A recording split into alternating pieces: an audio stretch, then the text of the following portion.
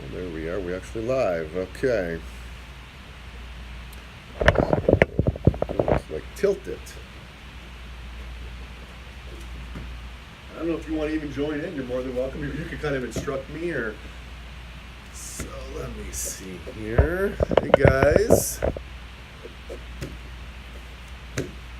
Lighting. Hey guys, this is our first time going live on YouTube. We're kind of curious, what's the need out there? Are you guys looking at, you want some new exercises, kind of follow along? We're gonna do a foam rolling routine today, just a little pain relief. I had a client come in today, had some lower back kind of seized up on a long plane ride. And his hip flexors are off the charts, his IT bands are off the charts, and we did some foam rolling and he actually feels like a whole different person. So I just wanted to really kind of share some of those rolling techniques that you can do. All you got to do is buy a foam roller, maybe off of Amazon or the website. I actually have mine on my site as well, mosesinhomefitness.com. But yeah, we're just kind of curious what the need is for going live. This is our first time, like I said, so we're gonna do some foam rolling. I got Robert over here to the side, and he may pop in and maybe even correct me on some of the exercises. But one of the first ones I want to do, and this isn't maybe for the lower back, but so we're always protracted, right? We're always hunched over because we're on our phones, computers, we're driving. So in our studio at Pure Motion, we're really about getting people in the right posture. And one of the things that we like to do is, because we're so tight in the chest, is do some foam rolling stretches. I don't know if you do that one in the long way, and I love that one. I love that one. So you're gonna lay on it, get your tailbone on the end, lay on your spine. So Kevin has himself positioned at the very end of the roller and his head is supported at the opposite end. If you have a client or perhaps yourself where you're not able to establish a neutral neck alignment, you could maybe fold up a hand towel to place under the head, because ultimately what we want to achieve with the roller is that neutral spinal alignment where he has what I call the house for the mouse, or that little curve in the lumbar spine, but then all the way up through the neck area, everything is lined up as it should be in good posture. Now, right now, he's holding a stretch that helps to open up the chest area, and that's something that you could do for 2 or 3 minutes even. Yeah. But let's go on to getting him moving his arms a little bit, because I found this to be of benefit to folks who are maybe on the threshold, if not actually starting to experience some sort of impingement syndrome in the shoulder. So I'm going to ask Kevin to bring his hands directly up above his chest, pointed towards the ceiling. And in this position, he's going to turn his palms so that they're facing his knees. Like that? Like that. Okay. All right. And now, without changing that neutral spinal alignment, begin to bring the arms towards me, lowering them towards the floor. Some clients may be able to get down that far, others not so much. But if they start to arch the low back, then that's as far as you go. And then from there, start to move the hands down as if making wings for a snow angel. And as the hands come down towards the hips, you want to get the elbows to the floor if possible, and then bring the hands up over the thighs, place them down on the thighs, and sweep through that same pattern again. The idea is to be very slow and deliberate with this, but just to start to feel the opening up through the chest area, and also getting that shoulder moving well. If you have someone who encounters any pain while doing this, and you can go in the opposite direction on this, what you'd have them do is just slightly raise the arm to get through that area without it being painful.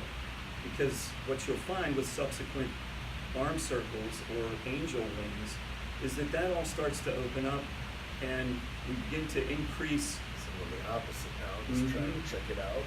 Interesting. So I tore this left shoulder about 15, 20 years ago, and still a little cautious on certain stretches. So if you see me not going full range on that left, that's why I'm a little bit hesitant on going through that again. And it's interesting how, as a trainer, sometimes we learn through our own experiences.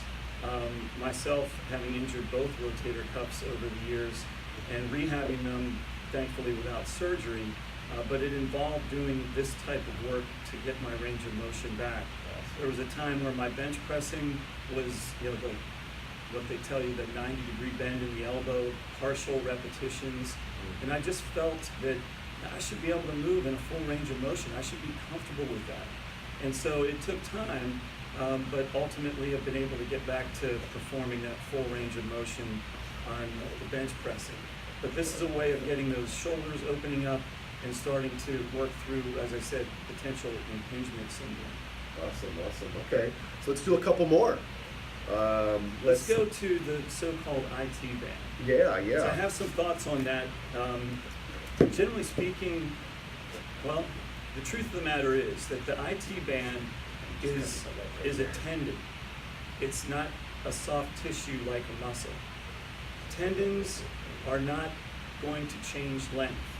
If someone has runner's knee, which is an irritation to the bursa down by the knee, or hip bursitis, that's something that needs to be addressed other than by doing foam rolling. Foam rolling on the IT band, it would be the equivalent of, well, if you wanted to tow a boat behind your pickup, would you want to do it with a tow hitch or with a spring? So even if we were able to change the length of the IT band, is it something we'd really want to do given the role it plays in stabilizing the knee? If there's an issue, it's in the glute, because that's the muscle that inserts into the IT band, and if it's weak, then it's not getting that IT band in the right position, so it's not irritating either of those bursa. Now, what can become really sore, and I think what people generally are rolling on when they feel that discomfort, is the very outer part of the vastus lateralis, or the outer part of the quadricep, the outer part of the thigh.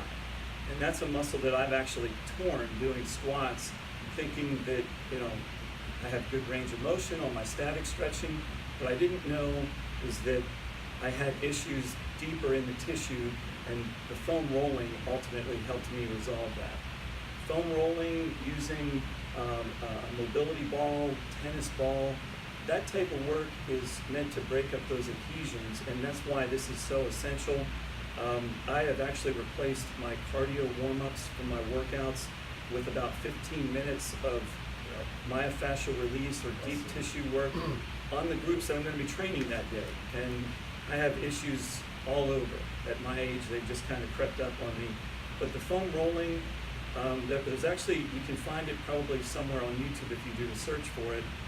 I don't have the specific link in mind right now, but I've seen physical therapists who are now, instead of rolling on the IT band, taking a plunger, inverting it, putting a little Vaseline around the edge to create a seal, and placing it over the IT band and getting suction and pulling that IT band away from the thigh so that they can get in under to gently massage the bursa. So again, I think my understanding of anatomy and what I've learned in grad studies in biomechanics, rolling the IT band is really ineffectual. If you want to work on something, work on your glute strength, and maybe see if there aren't some issues in the glute, which is another area that you can really target with either the mobility ball or using the foam roller. So if Kevin's going to roll, I would encourage him to roll on that very outer part of the thigh, and generally starting up towards the hip flexor, because that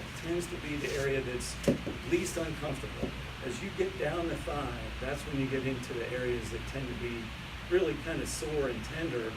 And I don't really necessarily recommend just rolling linearly with the length of the muscle, but kind of grinding from side to side when you get to an area that's tender, because we want to break up those adhesions.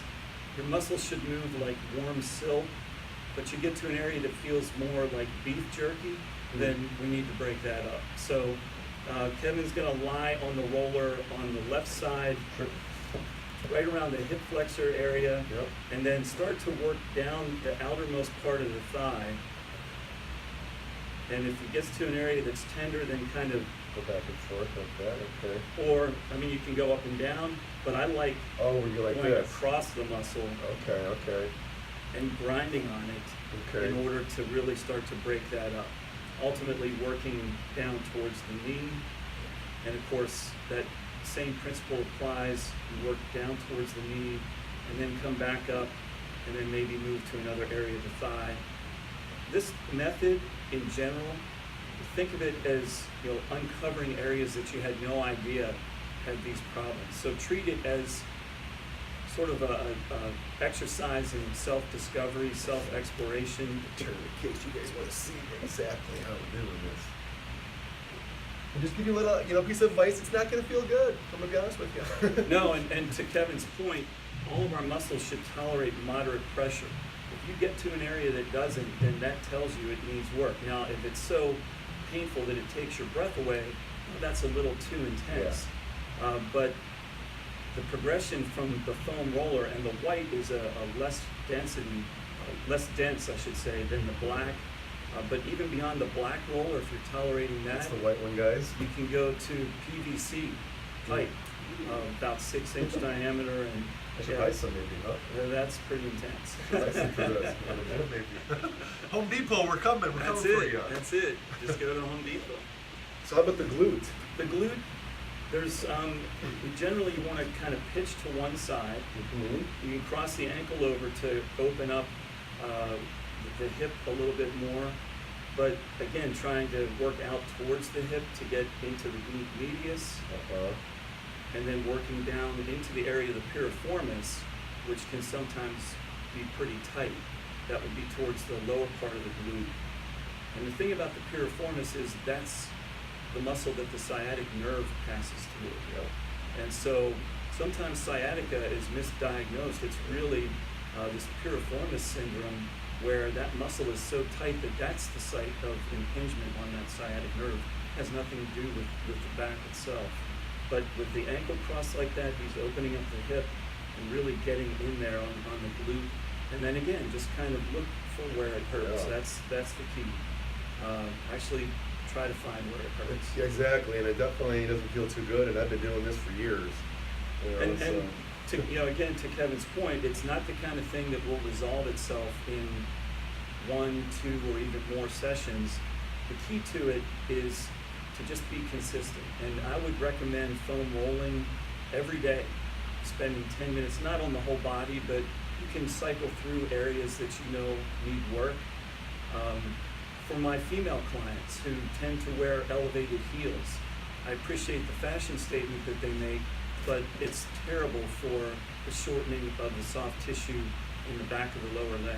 Yeah. So if Kevin brings the roller out under the Achilles down towards the heel, and then crosses one ankle over the other, again, what I'm encouraging here is this grinding back and forth, getting into the posterior tibialis, and then out towards the peroneals here in the outer part of the calf. If he's able to tolerate that, then you could, and it takes some work, but you could lift the hips off the floor. But again, this grinding back and forth, I myself have very low arches, and so every step, even with the inserts that I have in my shoes, every step results in a strain on that posterior tibialis, which comes down and inserts under the arch of the foot. So that tendency for my foot to want to pronate is causing strain in here, and this again is something I've found to be of significant benefit in terms of keeping my muscles moving well in the lower leg, but certainly want to avoid an Achilles injury, because that's a tough one to come back from. Another key to this is making sure that the foot's relaxed. I often see where people are pulling up on the toes and they're really activating the muscle that they're trying to loosen up. So keep the ankle relaxed as you're working on that lower leg, and just roll back and forth, gradually working your way up towards the back of the knee, and just look for those areas where it tends to be sensitive. Awesome. Well, that's kind of our little, I don't know what you call it, but a little foam Tutorial. rolling 101, and we love doing this. Me and Robert have been in this for a long time, and he's teaching me a lot of things. He's got his master's in exercise science, and I just love talking to him. It's just amazing, because this is why I love this business so much. It's never ending, the knowledge that you can learn about fitness and nutrition and just the overall health of the body, and how to help people out. That's why we're in this business, to help. So please share this video. Please let us know if you liked it, what our topics you want us to do, because we are going to plan on doing this at least maybe once a week. So we definitely need some topics. We've already had numerous clients ask us to share a couple topics, but feel free, let us know what you think. Thanks for tuning in, and keep us posted on how we can be of help. All right, guys, have a good one. Talk to you soon. Let's see.